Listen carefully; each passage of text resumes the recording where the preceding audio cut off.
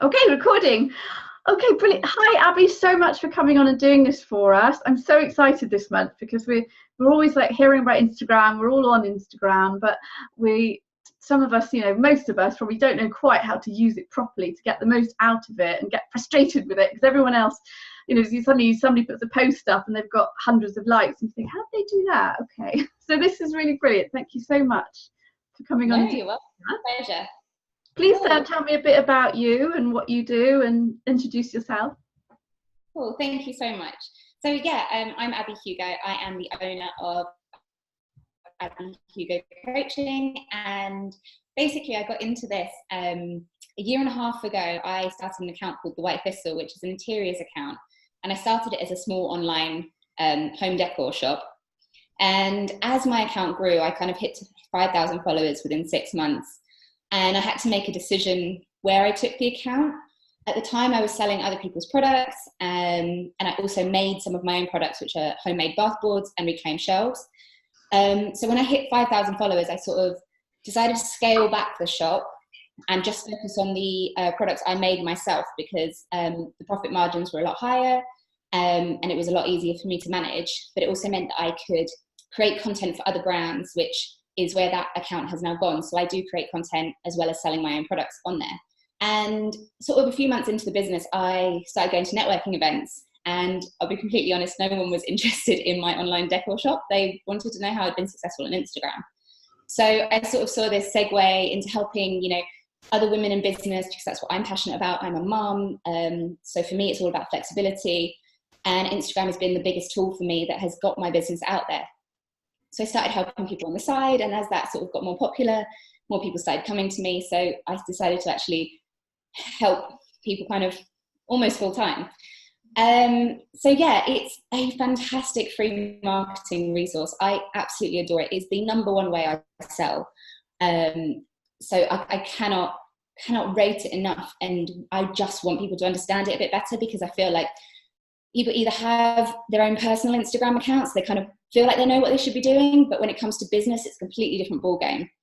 I will be completely honest, it's not a quick win. It's like anything in business. The more you put in, more you get out. So it's definitely worth spending some time understanding it and planning your posts and things like that, because it can, I sort of use this cookie analogy, like you wouldn't get all your ingredients out and bake just one cookie. You have to, it's batch working. You get all your ingredients out, make a week's worth of content, and it makes it so much easier for yourself. So I'll talk about that in a bit more in a minute. But what I want you to do today is kind of leave here with 3 really tangible tips of things I get asked on a daily basis. So that's hashtags, stories, and how to improve engagement. So yeah, that's what I'm going to talk about. Okay. That sounds amazing that you got 5,000. Yeah, and then I hit 10K in a year, and it's been just over a year and a half, and I'm now on 20. So what?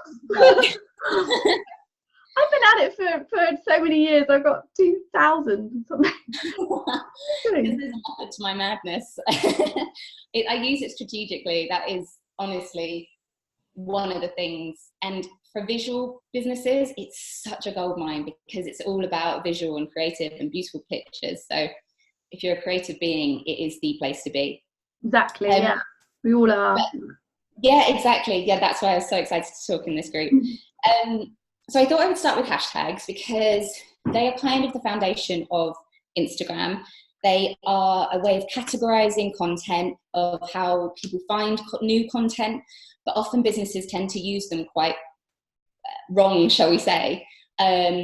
People tend to use things like hashtag small business or hashtag entrepreneur, or another one is hashtag photographer, which the first 2 are wrong, because if you think about your ideal client, they would never search for your business using hashtag small business. Only you're describing your business like that.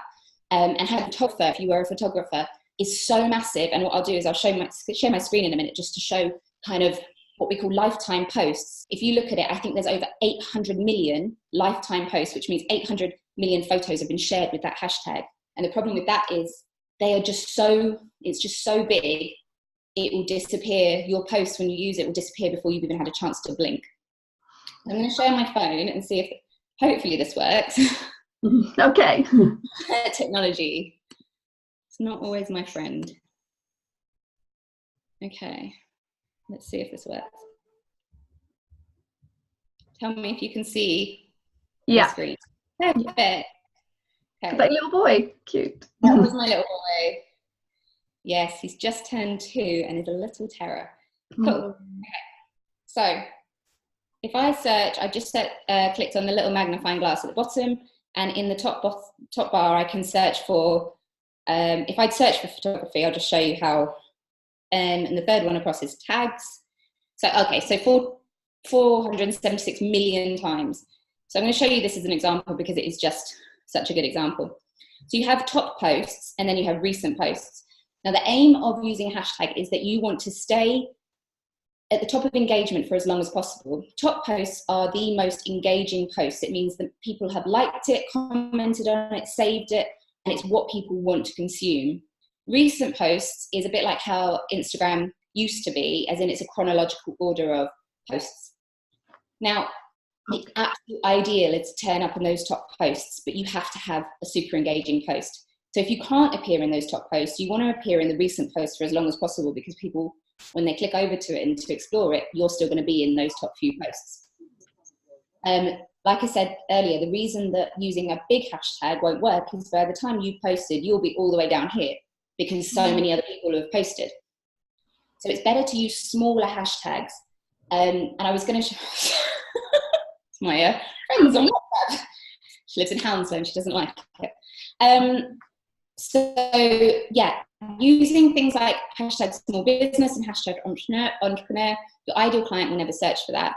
So you need to get into the mind of your ideal client, and I'm going to share a PDF with you that sort of helps you get into that, and it gets you to think about where they live and what they might be doing as hobbies and events they might go to, because you need to find a way to show up in your ideal client's feed other than just describing what you do. So like I think you said like most of you are milliners in this group.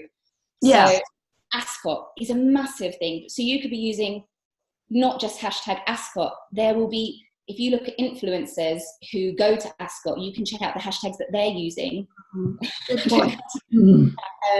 And start using those in and around that event. You could also check out shops, like any dress shops that stock for Ascot. It's really annoying that they're texting. Oh, no. Any shops, I know they're going at it. I don't know how to stop it. Sorry. So yeah, if you check out I'm gonna disconnect from this for a second. Otherwise it would just keep going. Yeah, so you can check out shops that stock dresses for Ascot and see what hashtags they're using, especially around those events or just before, because then you'll be showing up in those hashtags that your ideal clients are going to be looking for. So it's not just about what you describe your business at. Think about your ideal client in a wider perspective. It's like when you would do any kind of ideal client work, you want to be finding them at different levels. So the other way of doing it is you can use 30 hashtags, and I recommend using all 30. It sounds like a lot, but it is 30 free marketing opportunities. So if you only use 10, you're only showing up in 10 places, whereas if you use 30, you're going to be seen in 30 different places. So use those opportunities. So I'll share my screen in a minute, but my recommendation is to use 10 really, really niche hashtags. So that's between sort of 10,000 and 50,000 lifetime posts. 10 that are sort of more medium. So with those really niche ones, you've got a really high chance of showing up in the top posts, which is like where the gold mine. And then 10 sort of more medium, between 50 and 100,000. Now they're slightly bigger. You may or may not appear in top posts depending on how engaged your post is, but there's still an opportunity. And then if you use 10 between 100 and 250,000, that's your bigger reach, but it's still small enough that you will be seen in the recent posts for long enough to be engaged.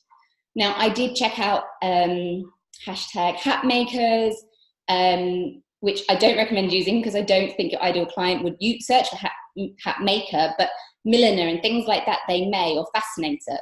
And because it's quite a niche industry, you only have about 800,000 posts on those, which is still kind of small enough that you could drop one or two of those big hashtags in there and still kind of be seen. So, but I would recommending using sort of 2 or 3 of those and rotate your hashtags. Never use the same 30 hashtags in a row.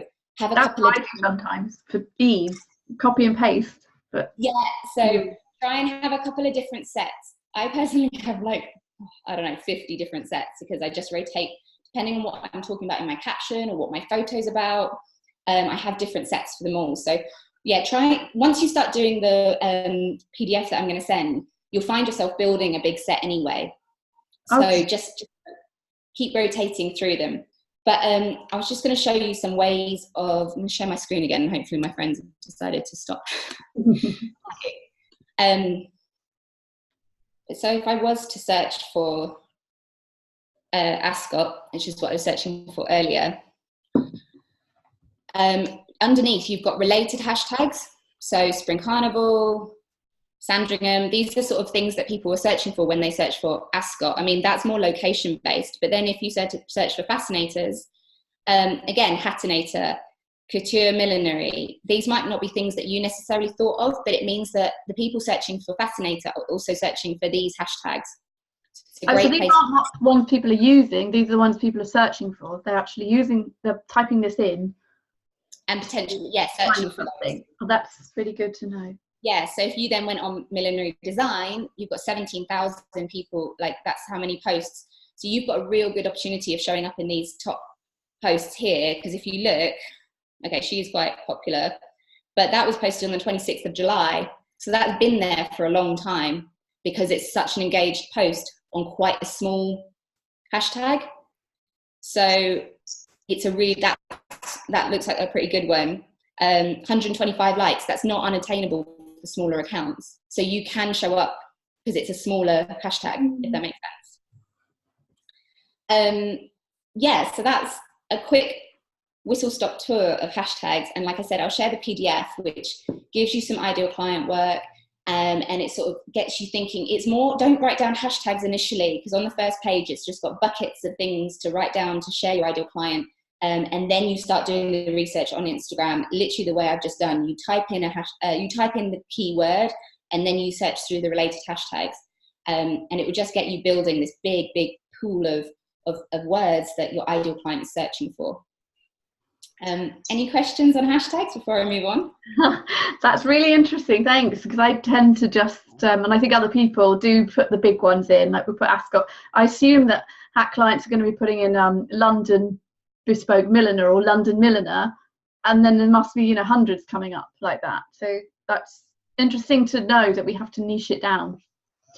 Exactly, yeah. And so then use 30 and rotate them. So I have heard that yes, rotate them, and I have heard that you should put the hashtags into the text, and then some other people say no, you don't put it in the text, you put it underneath, and you have a space in between. So for me, I'm all about analytics. So everything I teach, I test, like I theorize and I read all these things, and then I sort of test it. So I have tried both on my account, and I'll be super honest, there is not much difference. When I say much, it doesn't affect it too much, but for maximum engagement, it should just go in the caption, in the text, because what it tends to do is it's based on time. So when you type it in the text, it posts to those hashtags as soon as you post that text. When you post it in the caption, it will still post at the same time you posted the image. So for example, like if you thought, oh, I could go back to a post that was 3 weeks ago and update the hashtags and I'll appear at the top again, you won't, you'll still appear 3 weeks ago. So that minute difference, the algorithm is built on speed. So if you don't have any hashtags on your post when you share it, it might be a minute or so, but it means for that first minute you're not getting much engagement because you've got no hashtags, because you're posting it in the comments. That minute does affect it only slightly. So you can do the sort of dot return, so that it collapses your caption and hides the hashtag, so it looks a little bit less spammy. And that's personally what I do. But it's not much difference, but personally it's sort of like, I've done a post before when I was testing it, and I forgot for like 10 minutes. And so for those first 10 minutes, I didn't get much engagement, which meant that the overall post didn't get as much engagement as I normally would. So it's just easier and you don't forget, basically. Thank you. I think it looks prettier as well if you have the hashtags underneath. I mean, sort of in the same body of text, but not in what you're saying, because that could look a bit messy if you've got 30 hashtags in between what you're saying. Absolutely, and separating it just makes it a little bit cleaner. Thank you. No, that's really interesting. The next thing I wanted to talk about is engagement, because at the end of the day, getting engagement on posts and on your stories and things like that is what Instagram is all about. It's about community, and it's about building that tribe around you. So the more engagement you get on the post, the more your post, it's like a snowball effect. Your post is then seen by more people. And so I wanted to just talk about how to get a bit more engagement on your post. So there's an entrepreneur, I think most of us might know him, Gary Vaynerchuk. He talks quite outlandishly about social media and showing up for your audience. And he has this theory, which I don't do it on a daily basis, I will be honest, because it can be quite time consuming, but I notice a considerable difference when I don't do it to when I do it. So if I'm having a bad day, I will spend the time doing this, and my followers will increase tenfold, and the engagement on my posts will also do that. And it's called the $1.80 theory. And basically, it's that you go into these, so where I am now, but you go onto recent posts. His advice is actually top posts. As you've seen, this lady's post was on the 26th of July, so she might not be looking at that anymore. So I actually do it, I go onto recent posts, and of the hashtags that you're using. So just before you're using, I sort of do it throughout the day, because it's 10 comments on 9 hashtags. So that's quite a lot of work. But if you do it throughout the day, sort of do 10 hashtags on 10 comments on one hashtag, and sort of dip in and out of it, I find that it kind of spreads it out a little bit. But use the hashtag, comment on the hashtags that you're going to be using, because it's like a virtual tap on the shoulder to tell your followers or these people that are also using those hashtags to head on over to your profile. So this is where it's better to use not things that describe your business, but things that your ideal client will be using. So go check out those shops and things like that, where your ideal client might also be buying the dresses from, because they might not be searching for what you need at this moment or what you sell at this moment, but they might. Oh, I lost you.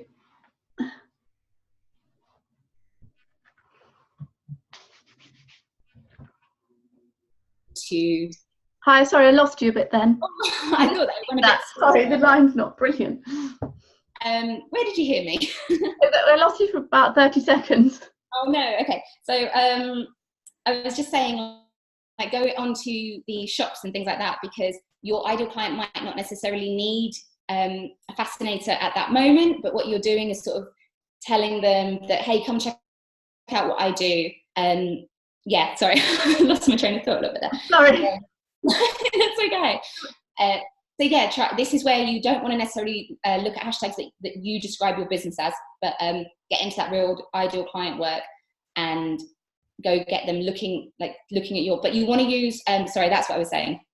You want to use really authentic. So if you're commenting on something, be genuine about it. Look at the image or the caption and find something genuine to say, get the conversation going. The algorithm loves conversation. So 4 or more words. Sort of a year ago, it really clamped down on, and sorry, when I talk about the algorithm, I'm talking about it's Instagram's way or social media's way of telling how engaged a post is or how well it's doing. So the algorithm is based on speed and consistency. Mm-hmm.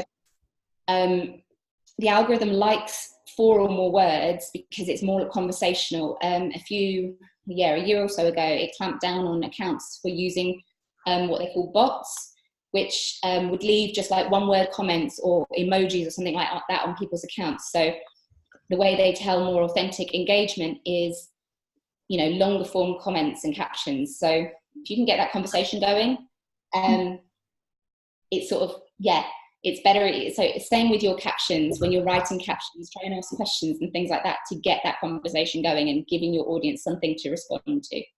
That's really interesting, because sometimes we do put, if I have someone helping me on social media, they'll put like a fantastic or a great or something, and that's not good enough then. It should at least 4 words. Is that what you're saying? It needs to be at least 4 words, yeah, just because the algorithm clamped down on it. Because, yeah, you would see, I mean, I had a friend who was posting about the death of her dog, and this obviously robot account just went, "That's great."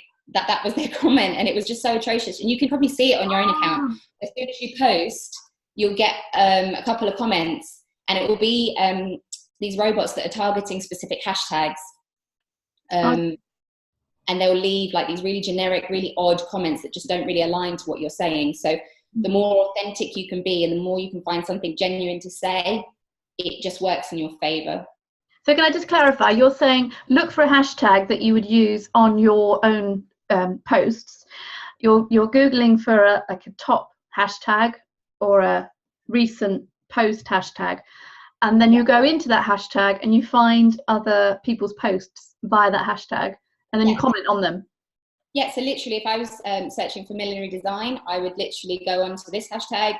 I would say, absolutely love that pink, or something like that. I would like it, comment on it, and then go on to the next one. You know, if something didn't really resonate with me, I would probably skip it. But you just, basically, it's a numbers game. The more you engage, the more you'll engage back. It's social media for a reason. You know, you have to be social to get it back. So this is where I'm saying it's not an easy win. It is time consuming. And you have to be genuine as well, don't you? You're not just writing things for the sake of it. You are writing it because you like that. Absolutely. Some people feel uncomfortable writing something just to get more followers, but you're not. You're genuinely going in and liking other things that people have done, and then that's helping bring their customers back to you. Absolutely. You're trying to create a community, because that is the best thing about Instagram is the community it builds. So if it's something you don't resonate with, just scroll past it and go on to the next one that you do, because you do want to build authentic engagement.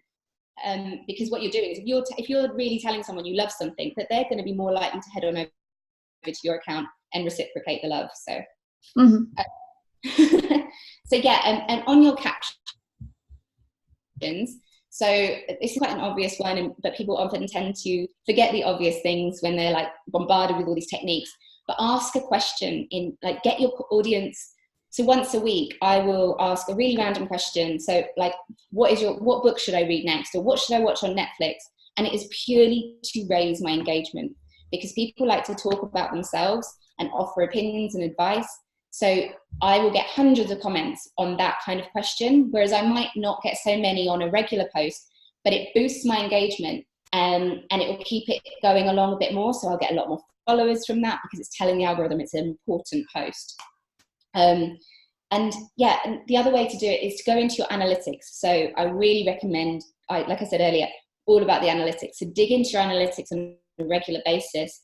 You can, if I show you here, so I've just gone onto my insights. Sorry, I did that quite quickly. So at the top, it will tell you how many people have visited your profile in the last 7 days, and you can check out your analytics. So here, it will tell me, just going on to feed posts, it will tell me my most engaging content. So these ones at the top are for the past year, and it will tell me my most popular posts. So as you can see, my bathroom appears a lot, as does my kitchen. So guess what I do? I share a hell of a lot of my bathroom and a hell of a lot of my kitchen, because you'd think people get bored, but they don't. They want to see more of what they like. So if you've got a specific product that does really well, share it once a week. People don't actually tend to look at your feed in the same way you do. You might think, oh, I did that the other day. But people don't look at your feed quite like this. They see that. And so out of context, they wouldn't know that you posted that a week ago. So try and share more of what your audience wants to see. And that will keep your engagement high as well. Could you show me again how you got your analytics? Yeah, so if you go on so this is my home page, but if you go on the bottom right, this is sort of my feed, my profile. And at the very top, under where my username is, it says 1,026 profile visits in the last 7 days. So if I just click on that, so it's got content, activity, and audience. And under feed posts, I click see all, and it's showing all my posts from the last year. Do you have to have a business account for that? Yes. Okay. Yeah. So everyone needs to move their Instagram through a business account. Yeah, I think a lot of people won't have done that. They would have been just using their sort of personal Instagram and probably starting to add pictures of what they're doing. But everyone should get their own business account. Absolutely. Or you can switch your business, your personal profile over to a business account, just to get these analytics, which I highly recommend, because if you are a business and you are really digging into your analytics, it's like posting blind. You don't really know who your audience is, because you can get, I've gone onto audience, you can sort of see where they're all based, or how old they are, or what gender they are, when they're most likely to be online. So, you know, you can, mine are always on in the evening. So the analytics are really strong. So I highly recommend switching to a business profile. Which, that's brilliant. Thank you. I've never actually looked at my analytics on my Instagram. So smack my hand. To do that, just in case, so you can, the 3 lines on the top right hand corner, you can just click on that, and then go to settings, and then no, that's creator, sorry, and then I think it's account. Yeah, there you go. So down at the bottom, so I'm actually a creator account, because like I said, I create other content as well as sell my own. So for me, a creator makes more sense, but you can switch to personal or business down at the right at the bottom. Okay. Cool. Thank you. That's okay. Yes, any other questions on engagement? I've heard quite a lot of that, but I won't come up with too much. It'll be great on the Q&A that we have at the end of the month. If people have got their own questions on engagement and things, they can come on and ask that. So then that's a great time as well. Just I suppose you're putting sometimes you can put a post up and then you just get nothing, and other times you can put a post up and you get quite a lot, but it's sort of a similar post and you're thinking, well, what have I done differently? And then somebody else might have put one up and they've got 20 posts and they've got 10,000 followers or something, and you think, how have they done that? And with us it can be a bit slower. Yeah. So why do you think that happens sometimes, if sometimes you put something up and it can be a lot of followers and then other times it can be none? So again, this is really where you need to be checking out your analytics. Are you posting at the same time, or is it a different day? Are you using the same hashtags? Sometimes your account can be penalized if you are using the same hashtags over and over, so that could be playing into it. Sounds ridiculous, but things like school holidays take a big effect, or Christmas. Engagement tends to be lower around that kind of time. So try not to beat yourself up, and honestly try not to ever judge yourself against someone else's account. There's a lot of shady tactics that go on that you wouldn't even believe.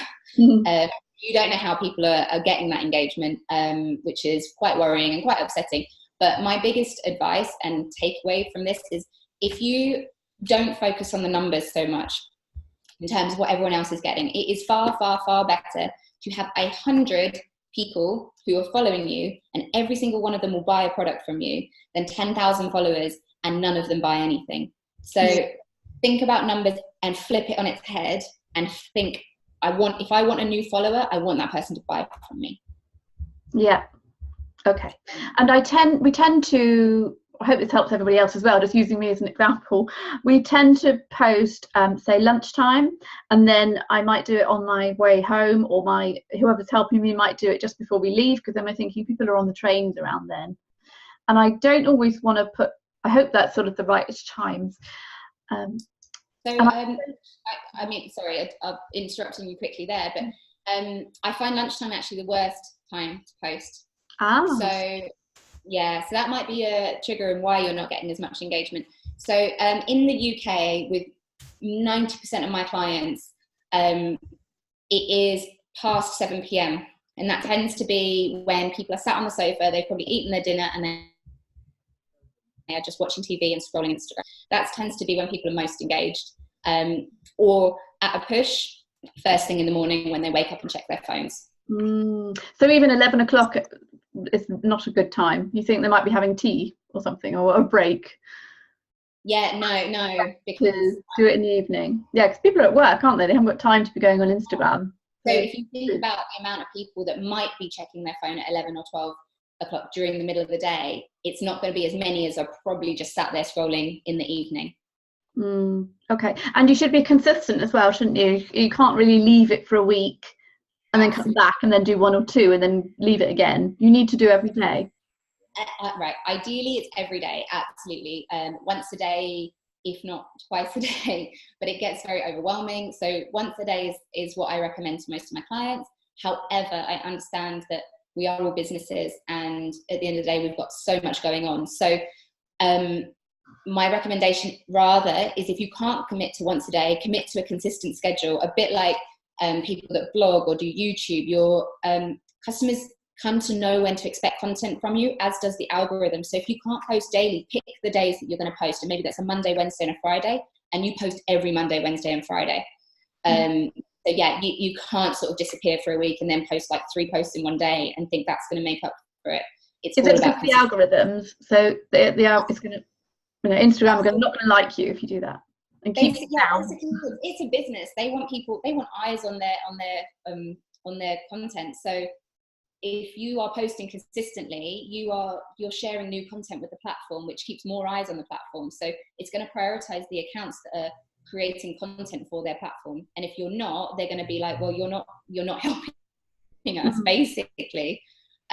Because the more they're keeping eyes on that feed or on the people that are creating content, the more ads they can slot in there. So that's what it is. It's sort of it's business at the end of the day for Instagram. Okay. And with your posts as well, you don't want to keep posting things about your business all the time. Say if you don't want to put up a picture of a hat that you've got for sale every single time, because I've heard this, because I thought that then people get a bit bored because it looks like you're always selling to them. So maybe you should put up a picture of a hat and then put up something else that's relevant to your customer and interesting. Maybe you're working on one, or maybe a show that's going on in London that's related to millinery, and just a nice image. And then you can post about you again, and you keep doing that. Is that a good thing? Yeah, or you can. I mean, you can post hats. I mean, if it was like an inspirational image of a woman in the whole outfit, that you could probably post nearly on a daily basis, and then do a close-up image. Like, I share my house, and that's pretty much all I share. But what I do is, in my captions, I change it up. So I sell probably once a week, if that. So you're always sort of, what I do is create content based on what my ideal. So I talk about my family, and I talk about travel, because they are sort of things that my ideal client is someone that likes interiors and beautiful things. They're going to be interested in travel, and if they're on Instagram, that's the other thing I talk about. And then I also talk about my family, because I want them to know me a little bit. People sometimes get a bit uncomfortable with that, but what I would say is, if you're sat next to a stranger on the train, what are you willing to say? I would say I've got a son, or that I work from home, and things like that. So share what you're comfortable sharing with a stranger, and that should sort of give you a nice line of what to share on a business profile that doesn't take it too personally. Okay, interesting. Thank you. Cool. And then the last thing I wanted to talk about was video content and IGTV. So a lot of people cringe when I bring this up, because they're either not comfortable in front of the camera, or they don't really know what to post. But unfortunately, where this sort of industry is going, video content is crucial. Instagram bought out IGTV a few months ago, and it's basically the rival to YouTube. And literally the way they did that is, initially when it was created, you could only view IGTV in this format.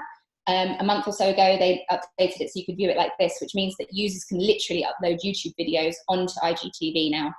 So it is really pushing hard for video content. And that's kind of we've been aware of that for a while, because over 70% of people watch stories far more than they actually scroll in feed. So if you're not creating video content, you need to find a way of doing it. It doesn't have to be you facing the camera like this if that scares you. There are plenty of ways, and I'm literally about to talk about her, and she's right there, Mrs. Hinge. When she first started her account, she is if you don't know who she is, she's a cleaning mad lady who's got like 2 million followers. It's insane. All she does is clean the house. She just cleans her house. It's insane. But what she used to do, oh my God, she's a celebrity though, is she? No, not initially. She is now. So that's my face. But what she would do is just like clean her house like this. She'd never show her face.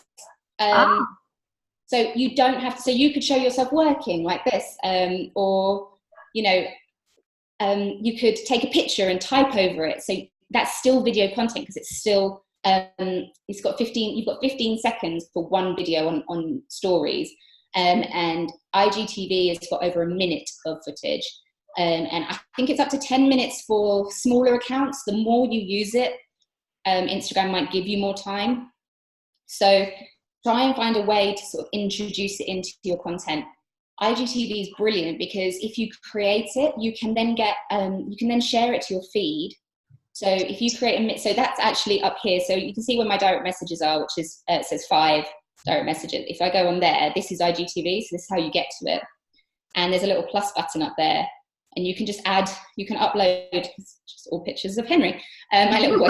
But you can upload directly from your camera roll. So you could just film something during the day, it can be really quick, and you can just upload it onto IGTV. And then when you go to upload it, it gives you the option to share to your feed, which means that it will show up on your feed the first minute of footage, and then it will give users the option to view more on IGTV. So it will take them over to that channel. So it's a great way to funnel people, because you can explain your business a little bit more, explain what you do, why you do what you do, and you can give them a call to action to head to the link in your bio and find out more. Or if you're talking about a specific product, you can say, head to the link in my bio to visit my website to purchase this product. Do you know what I mean? It gives you a lot of room to play with, rather than just 15 seconds, because people watching stories tend to get bored if the stories are more than 3 sort of segments long. So if you've got something more or longer form to say, try and do it on IGTV instead. Okay. Yeah. So IGTV was, if you have, say you're on TV or you've done a big talk somewhere and someone's filmed it, then you put it up there. I thought it was more professional. No, not at all. Like, I didn't know you could just video yourself and put it up there. If I just scroll, you can see it. Well, it's not loading now. But yeah, and you don't have to all look pretty, and you don't have to look like as if you're a reporter or. No, people are just posting. A lot of it's tutorials or behind the scenes or how to. Get creative. Watch some other people's in your industry and see what they're posting, and you sort of get an idea. It's nothing. It's honestly. It doesn't have to be professional at all. That's where it's rivaling YouTube in quite a good way, because it doesn't have to be that professional, polished, kind of slick thing that you see over there. It's letting you kind of be a bit more creative. And you can edit you can edit them. I personally just use iMovie, which is obviously Apple's native for free editing suite. So it doesn't have to be anything fancy. I would recommend adding, if you're going to edit it, adding a static image, so that when it's on your feed, the first thing you see is a static image and not a blurry like before shot. Just so it's in keeping with your feed. And then what you can also do is, in your stories, you can share that, or you can add a story and you get the swipe up feature, and it will let you swipe up over to your IGTV channel. So whilst you can't swipe up to an external link, which is what everyone covets, but it's only 10,000 followers or more that can do that, you can swipe up to your IGTV channel. Wow, how do you do that then? It just you can't tell us now, but something I'll have to look into that.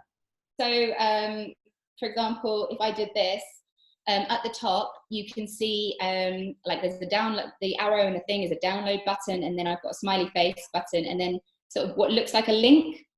And because I have over 10,000 followers, can obviously add an external link, but you can just add an IGTV video, and it will say, and then you can sort of what I would do is go into the GIF or GIF, whatever it is, and search for swipe up, because you want to make it really obvious that there is, and I would put it like right here, because that is where they need to swipe up to access it. So while I'm on stories, I'll just continue about stories, because they are also super useful and still really, really relevant. It's the same that goes for your posts. You want as much engagement on your stories as you do on your posts. And by doing that, you want people to take action. So some of the quickest ways you can drive engagement is, again, going to that sort of smiley face post. Poll, which is this one here. You can ask a question, or sometimes I don't even ask a question. I would just literally do the smiley face and do a thumbs up. And I would share an image of someone else's content or something like that and do a thumbs up and a thumbs down. Or and people can vote, because then that tap is engagement on your story. So again, it's that snowball effect, and it'll push out to more content. Try not with this one, try not to be too polar in your answers. People don't like to negatively answer often, so rather than saying sort of yes or no, you could say hell yeah, or maybe not today, if that makes sense. So it's not as harsh. It's weird. It kind of, I notice my own user habits. I won't, if I don't agree with something, I just won't answer. Whereas you want people to be answering, because it's the engagement you want. The other one that's really good and super, super quick, again, you don't have to actually ask a question, but you can, like, do you love this? And you can change the emoji at the bottom, and you can make them bigger or smaller, do what you want and move it around. And people can just swipe and say whether they agree or disagree. And again, it's that signal of engagement. And then the last one that I use quite often is questions. I would use this one more strategically to sort of poll my audience as such. So I would be specific in what the question I'm asking, because you want them to, if you just say, ask me anything, people don't really know what to ask. But if you said, ask me something about my hat making process, that it sort of gives them ideas on what to talk about. And what you can do here is, it's a bit sneaky, but I mean, you need to do it authentically. So if you don't get asked a question, often people don't like to be the first one to do it. So they like to see other people responding before they start doing it. It's like pack mentality. So I get asked things about hashtags and stories on a daily basis. And so if I would ask me something about Instagram, and when I post that, in my stories, I can respond to that and ask a question. And then I can share that, and it won't share who has asked that question. So it shares it anonymously, which means I can ask myself my frequently asked questions, and then it tends to encourage people to also ask the questions they want to ask. So it's quite a good way to get that engagement going. And you can share your responses by, let me just get out of this. So this is going to be archived content, which you would just normally go to the story itself and swipe up to see the analytics. But I'm just going to show you so you can see what it kind of looks like on an old one of mine.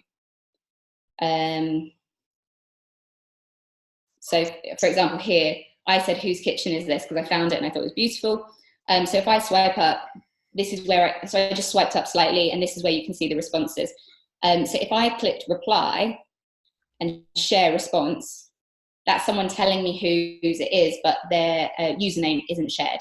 So this is where I'm saying you could share your own question and answer it. So I say that was a question about Instagram. I could then just take a photo. I could then type some text here to answer that question.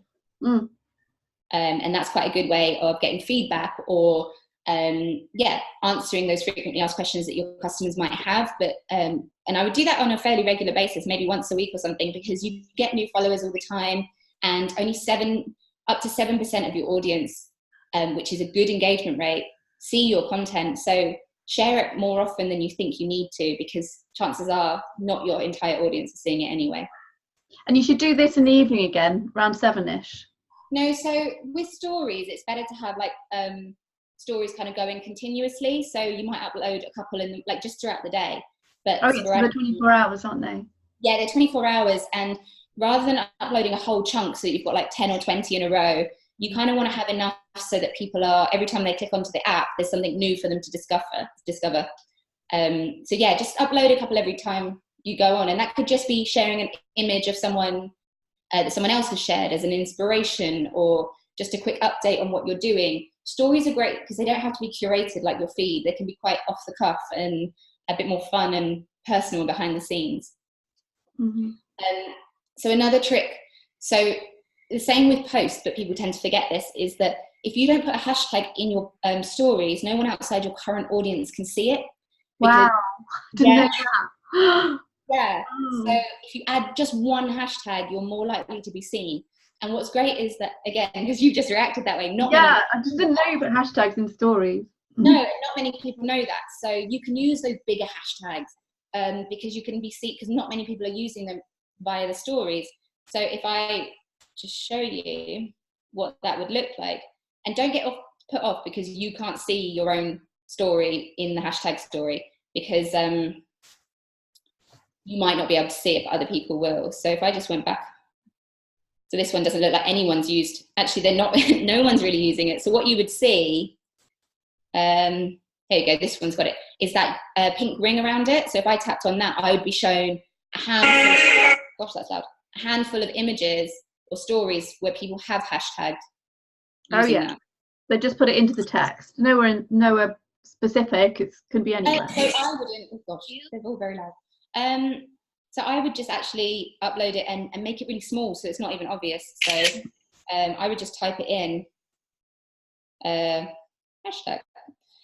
And then you could just really make it tiny. You can even use the little dibber down here and make it the same color as the background. So it's disappeared completely. Yeah, okay. So, but it's there. And how many of those should you do? Say 2 or 3? So I personally only do 1. I think you can use up to 10. But again, because I like to test and I like to see, if you use more than 1, you can't see how many or which hashtag is performing best for you. So you're far better to use 1 and then a different one on the next story and a different one on the next story, and see which one is performing best for you in your analytics. So every time, go back to your analytics every day and just keep checking. Absolutely. And what do you think is better, videos or images with text on for stories? So sometimes I use boomerangs as well. We might do that. Just keep it entertaining, really. Yeah. But it depends on your personality. So a little story for you. For the first 5 months of my account, I never shared my face. I never shared video content. I purely shared images from other people's content as inspiration, and maybe just put a little text on it, and I tagged them in it. And I obviously still grew to 5,000 followers. So you don't have to do video that way if you're not comfortable with it. The first time I did video content, I put this ridiculous filter on it that even my mum didn't recognize me, because I'd been entered into a competition and I wanted to talk to my followers, but I only did it once because I was so nervous. I'm now very comfortable showing up on stories because it's become a habit and I'm comfortable talking. If you told me a year ago I'd be doing a live like this, I would have laughed in your face. So it is about habit forming and just trying to get a bit more comfortable. There's this great, I'll do it. I'm going to do excuse my face. But there, down here is a little smiley face. And this is my absolute favorite. It's called Subtle. And this is on this nice glow and smooths everything out. Huh? This is in stories. Gosh. Yeah. So there's loads of fun filters. If you're feeling like a bit Snapchat, isn't it? I didn't know. Exactly. So if you're feeling a bit like meh, put a filter on. You know, do whatever you need to do to feel confident. But if you don't, you can just share pictures. I mean, like I said, I grew to a fairly large following without ever doing video content. However, I did grow a lot quicker once I did start sharing my face a little bit more, because people want to know who's behind the account. Okay. Fab. Just like word vomited at you. Brilliant. Wow. Learning loads. I know. My last tip, so I could go on for days. But my tip about stories is, again, I'll just do this. Is try and use your brand colors. Try and use the same. So if I go on at the top here, it's just there was a little A and stuff like that. You can change the font up here of your text. Try and pick one font because you want to be like, so the same way that you want to create a consistent feed, you want your stories to be memorable and recognizable before people even know who they're watching. So what you find is people just watch stories and they'll just roll over without even realizing it. So they might not see you've got the same sort of brand colors and the same font. Think of it as an extension of your brand. Then your stories become recognizable without even being seen who it is. So for me, I always use this and I add a little background to it, and I always use this pink. And then I personally just do like some little squiggles. That's just become so I go on the pen, I make it really tiny. And that's just become my sort of signature. But something that is, you know, you maybe use the same emojis all the time. So you might just, you know, add an emoji or something. But try and use your brand colors if you can. So down here, you've got multiple colors, but if you hold down one of those for 3 seconds, it gives you a whole array of colors. So unfortunately, you can't type in a specific color, but you can get as close to your brand color as possible each time. So that's quite good. And it means that your stories are consistent with your overall brand. So that's sort of my last quick tip. I say quick, but I feel like I've been talking for ages. Thank you. Wow. IGTV again, I just haven't, a friend of mine who I share my shop with, she's a jeweler, and she's really good on that. So she's had a lot of videos and things, and she's put them up on there, and she's just really excited about it. And it's something I think, right, I've got to do this, that I haven't. I've been on ITV and BBC and a few other things, and so that's stuff that I've been on, but I might not actually have the license for it necessarily, but it's on YouTube. Can I take it from YouTube and put it on my IGTV or not? Because I'm not sure about that. I mean, I can only really be stuff that you've videoed yourself, can it? Yeah, I mean, if it's on their channels, then if you credit them, it should be okay, as long as you're pointing back to their channels. If it's public domain, as long as you're crediting correctly. But it's a licensing thing, and with like the BBC, I don't really know. I'm giving advice on that. And if you're taking other people's videos because you think, oh, that looks good, you can't always be doing that, can you? Taking from somewhere else and putting it up. No, exactly. It's far better. It is far better to do your own anyway, because you're creating your own content, which is obviously more authentic to you. But I mean, if you've been shared, I guess it's a bit like resharing a magazine article, though, as in you do that if you've been featured and you would share that. So I don't have the answer for that, I'm afraid. That's fine. Yeah, because So it's really good to be videoing yourself and what you're doing and what you're working on, and maybe your studio. And you could be sort of teaching someone how to make something. You could video that, and like I said, tutorials. That's a good one. Absolutely, tutorials nail it every time. They do so well. People love to see behind the scenes. There's a really famous cafe in London called Elan, which is like this beautiful pink floral cafe. Yeah, I've seen it. I need to go. Oh, it's super Instagrammable. But the stories that I find most interesting are when it's the owner showing up and sort of just her behind the scenes day, because I find that fascinating. So try and pay attention to what you find interesting, or poll your ideal clients in your stories and see what they find interesting and create more content like that. Yeah, because can you go to the analytics with the TV as well? So you could put up a video, obviously, and have a look and see which one worked the best over a week. Absolutely. That's good. Yeah, thank you. Gosh, my mind's exploding.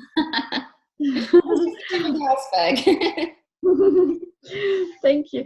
So I just thought of a question, then it's gone, about customers. So, right, I've got a little list. We'll have a look at some of these.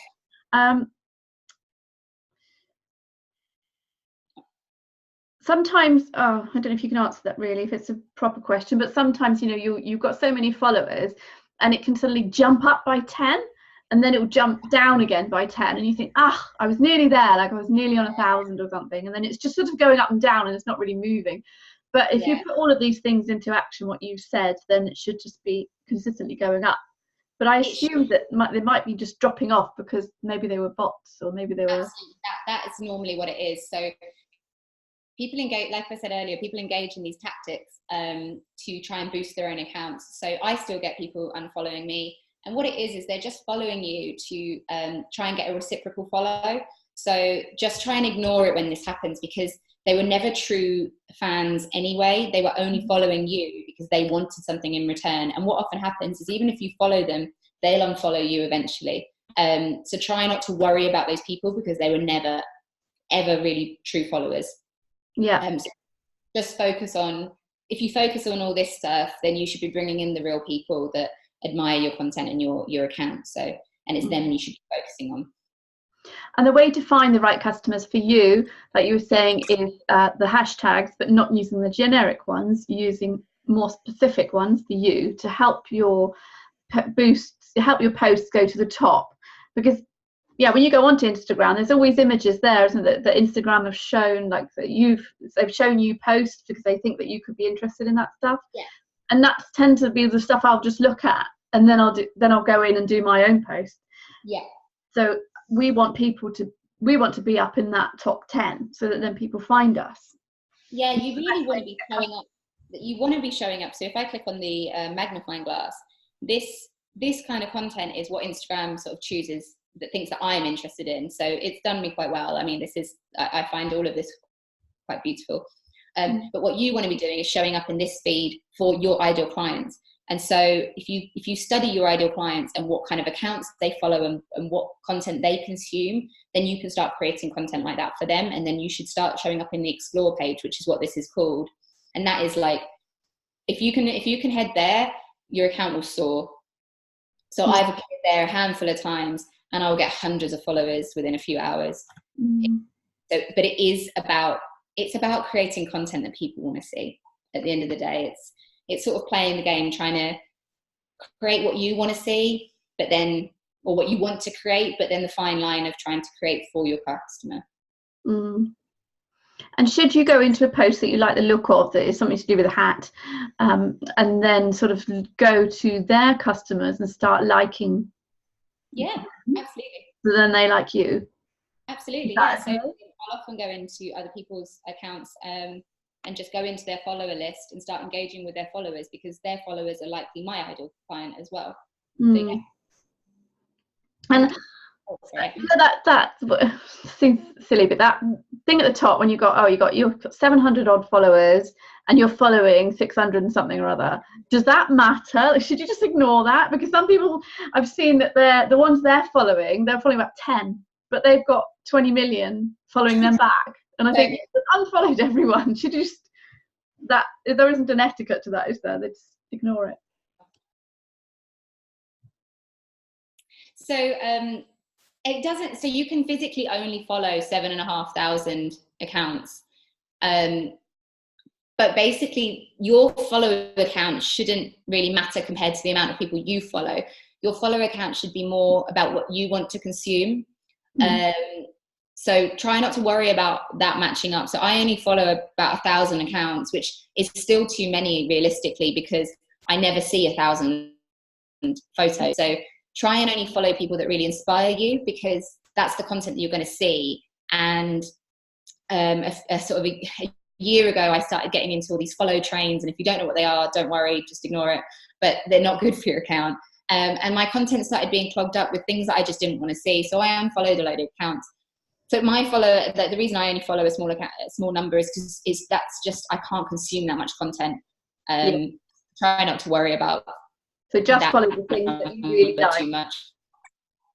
Yeah, and don't follow people back just because they follow you. Just follow people.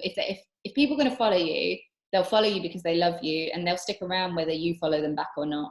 And it's more what you write and the comments you make, and then the work that you put up and the posts that you put up is the important thing, isn't it? What the reaction you're getting from people, the way you're interacting with people, and the sort of community that you're building. Absolutely, yeah. It's all about being social and creating that community around you. And lastly, I just quickly ask about journalists. If you want to get more publicity, more journalists via Instagram, how would you use it in the right way? The same way that, I don't know if you've ever used it for Twitter. So there's hashtags like PR request or journo request. Okay. So you can go and check out those hashtags, and people might be posting on there asking for journalist or publicity responses. You can also go check out sort of PR accounts. So if you were just to type in fashion PR, you might come up with a whole load of accounts. And it is a bit of manual digging to try and find the right people. But it's a bit like the same working with influencers. You kind of have to build that relationship first. So don't just like slide into their DMs and be like, hey, I want some publicity. Spend the time commenting on their work or the things that they're posting, and build that relationship, and then be helpful to them before you ever kind of expect anything in return. And that I'm talking about influencers and PR there, like it goes hand in hand. That's interesting. And influencers, you say influencers, that sort of could be celebrities as well that you might want, or it could be bloggers. It's absolutely, yeah. In influencers, anyone that creates content. So So there's sort of this trend of micro influencers now, because they tend to have higher engaged audiences than the bigger accounts. So but it's all about building that relationship first. You can't just sort of approach someone that's got a large following and be like, hey, I want to send you a product, because it just seems a bit spammy. So but if you like their content and you engage with it, and then you sort of send them a really nice message explaining why you love their content, they're far more likely to reciprocate.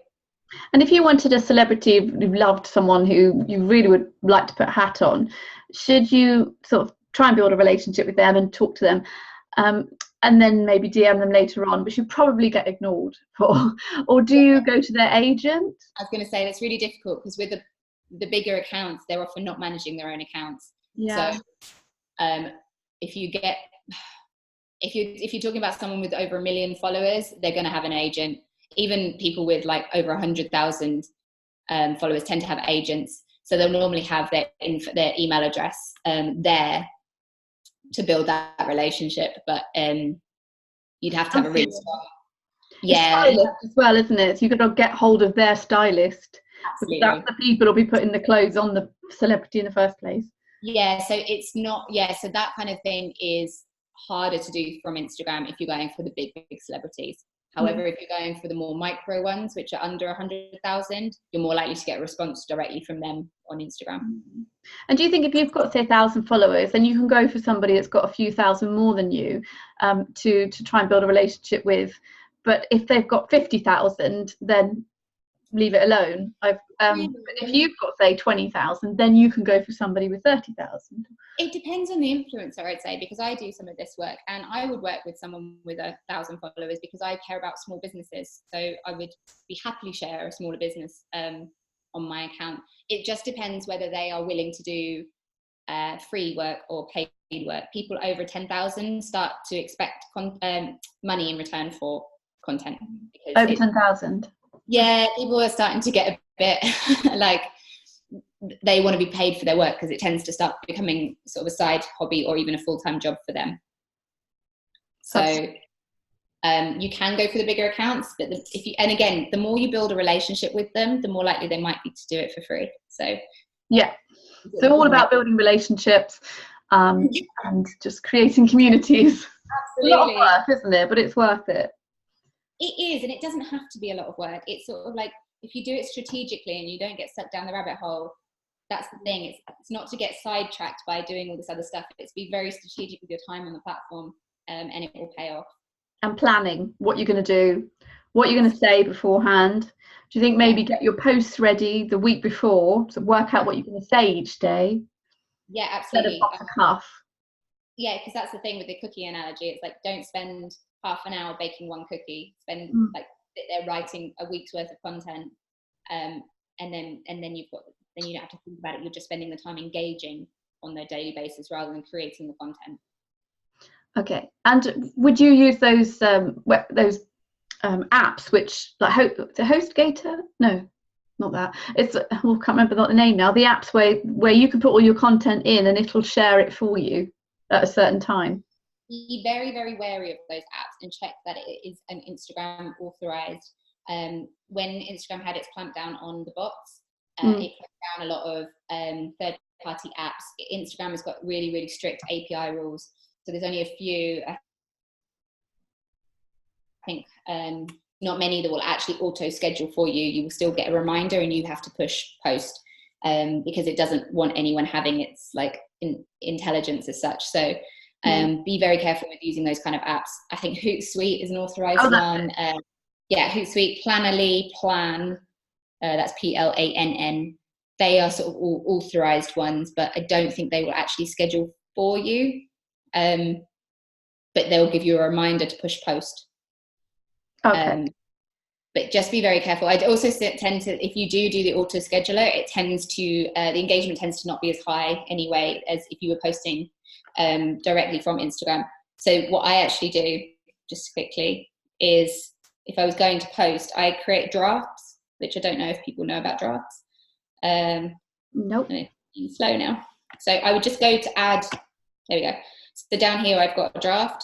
And what I do to do that, so instead I'll go back and I would just say choose this, I would go next, because I'm not going to edit it. I would just type something here, and then if I click the arrow back and then back again, it gives me option to save draft. So I'll save it, and then I have 2 drafts there now, and I can manage my drafts. I can then just go in and push post whenever I'm ready. Okay, fabulous, thank you. So you think we should post every day at least, and we should do a story maybe 3 times a week at least, or every day?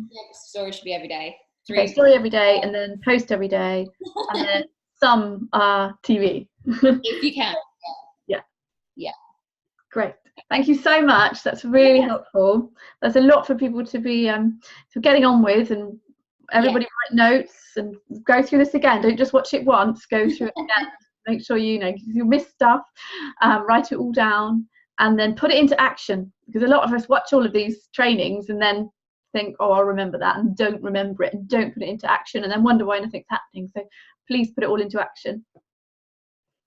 Stop sharing. Cool. Well, thank you so much. Yeah, great. Thank you. That's fabulous.